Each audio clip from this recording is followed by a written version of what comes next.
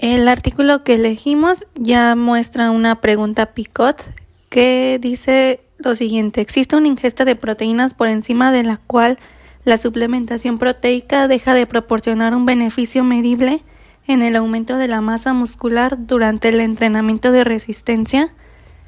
Podemos identificar que la población diana no lo especifica.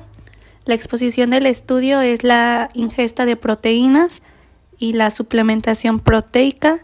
La intervención del estudio es el aumento de la masa muscular durante el entrenamiento de resistencia y no especifica los resultados de valoración estudiada. Está justificada la realización del metaanálisis. En el artículo menciona que proporciona una evaluación amplia, sistemática y basada en la evidencia sobre si la suplementación proteica puede potenciar los cambios en los resultados relevantes del entrenamiento de resistencia. Y está justificada la utilización de la metaregresión. Bueno, solo menciona que se utilizó para evaluar el impacto de importantes covariables. Están descritos los objetivos de forma clara y precisa. En el documento, en este apartado de la introducción, no los proporciona, pero la recomendación sería que es importante que los mencionara para que se pueda establecer con claridad lo que se quiere lograr y para que desde este punto el lector tenga un poco más claro de lo que va a tratar el artículo. Pasando con la parte de métodos, específicamente la identificación de estudio y también en la estrategia de búsqueda, los autores nos mencionan que hicieron una búsqueda sistemática de la literatura en Medline, Embase, CINAHL y SportDiscus. Como recomendación, se hubieran utilizado operadores booleanos para ampliar esta búsqueda, ya que los autores mencionan que utilizaron mejor palabras clave y encabezamientos de temas como lo que era la suplementación proteica y entrenamiento de resistencia o fuerza muscular. Pero esto no describe el método de búsqueda con suficiente detalle. Por ejemplo, si a lo mejor en Medline pusieron el primer encabezado, pero en CINAHL no lo pusieron o hicieron dos combinaciones de estos tres encabezados, no lo mencionan. Por lo tanto, los autores no nos están brindando suficiente detalle sobre su búsqueda. Tampoco intentaron buscar en literatura opaca y tampoco en trabajos no publicados para evitar el sesgo de publicación. Simplemente los autores se limitaron en estos 4 buscadores ya mencionados. En la selección de estudios hay una exclusión y una inclusión. En la exclusión tenemos el número que fue de 106, agudo menor de 6 semanas, número 13. Claro que se hace una intervención de entrenamiento de resistencia con un número de 16, sin suplementación proteica con el número de 10.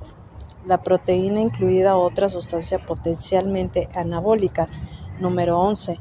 Sin grupo de control, número 22. No es una población sana. No se pudo recuperar el texto completo y no hubo resultados apropiados. El ensayo de pérdida de peso fue del número de 6. En la inclusión, el ensayo tiene una duración mínima de 6 semanas. Recomendación es de que hagan mención del tiempo máximo para ver el tiempo en el que puede terminar el estudio. Aceptaron ensayos con personas sanas sin restricción energética.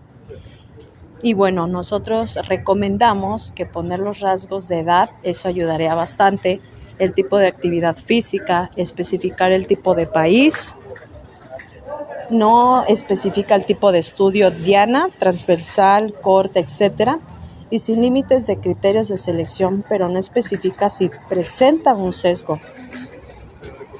Tenemos la que es la parte de criterios de selección de forma específica y metaregresión está en una ingesta proteica basal de gramos de kilogramos sobre día, dosis proteica post ejercicio y tiene la edad cronológica y nivel de entrenamiento.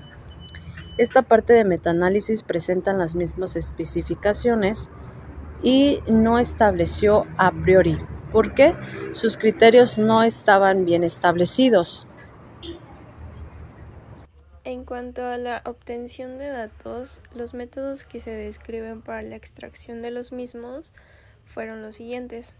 3 investigadores recopilaron de forma independiente las variables relevantes predeterminadas de cada estudio incluido, y al final todos estos estudios fueron revisados por cada uno de los investigadores. Cuando los datos no se presentaban en tablas o en texto o no se podía contactar con los autores, se extraían mediante un programa digital. Una recomendación aquí podría ser evaluar la reproducibilidad de la extracción de los datos, ya que es algo que no menciona el artículo. Síntesis de datos. Bueno, aquí tenemos la pregunta sobre si se tomaron decisiones razonables con respecto a la manera de combinar los datos.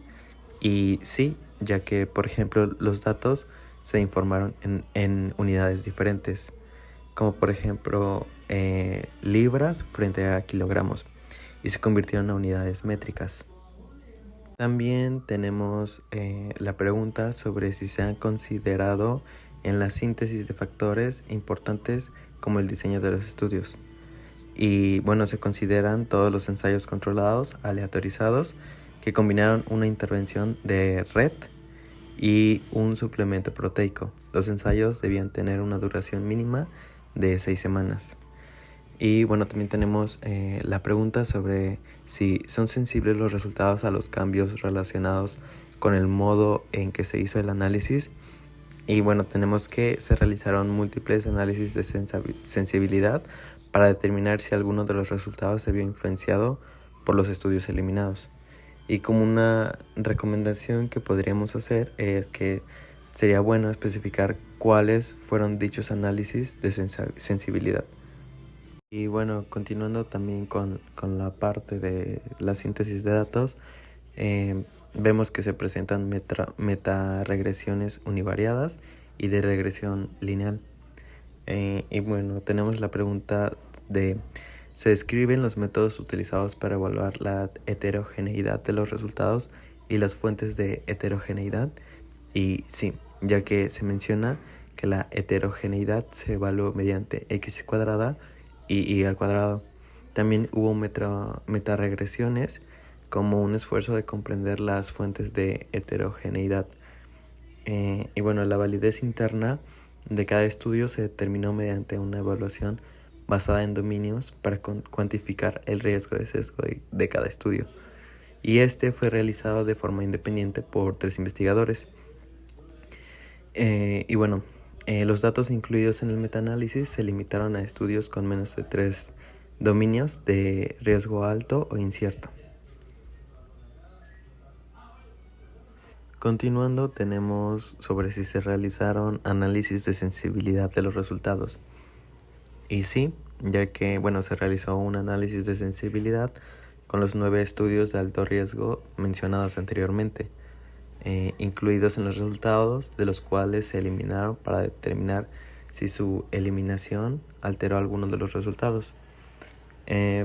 También la inclusión de estos estudios no influyó en la diferencia de medias ni en la significancia estadística. Observamos que existe una amplia discusión sobre los resultados obtenidos en comparación con otros metaanálisis previos, y que las discrepancias encontradas probablemente se deban a los distintos criterios de inclusión de los estudios. Además, también se habla mucho sobre los efectos tanto de fuerza como de aumento de masa libre de grasa. El artículo también menciona sus limitaciones, como por ejemplo que incluyeron únicamente estudios con participantes que cumplían o superaban sus requerimientos energéticos, lo cual podría haber omitido el importante impacto de la proteína durante los periodos de pérdida de peso. En cuanto a si se concretan las consecuencias para la práctica clínica, observamos que sí, ya que al final del estudio nos menciona que las características específicas de suplementación, como por ejemplo el momento en el que se administra, la dosis de proteína post ejercicio, desempeñaban un papel mínimo, si no es que nulo, en la determinación de las ganancias de masa libre de grasa y de fuerza. ¿Se apoyan las conclusiones en el contenido de la revisión? Sí, ya que menciona que la suplementación proteica dietética aumenta los cambios en la masa muscular y la fuerza. Se abordan explicaciones alternativas y verosímiles de los efectos observados. Menciona que puede haber cambios en la fuerza y el entrenamiento de resistencia si la suplementación proteica es menor de 1,6 gramos por kilogramo de peso al día. Hay interpretaciones adecuadas acerca de la evidencia que no es concluyente. Solo se menciona que los datos son limitados y no se encontraron diferencias basadas en sexo, pero que se realizó menos trabajo en mujeres que en hombres. Y se identifican las consideraciones que resultan importantes para las personas que deben adoptar decisiones. Esto no lo menciona el artículo, pero sería importante mencionarlas ya que esto permitiría a los lectores tener una guía más clara para tomar decisiones informadas.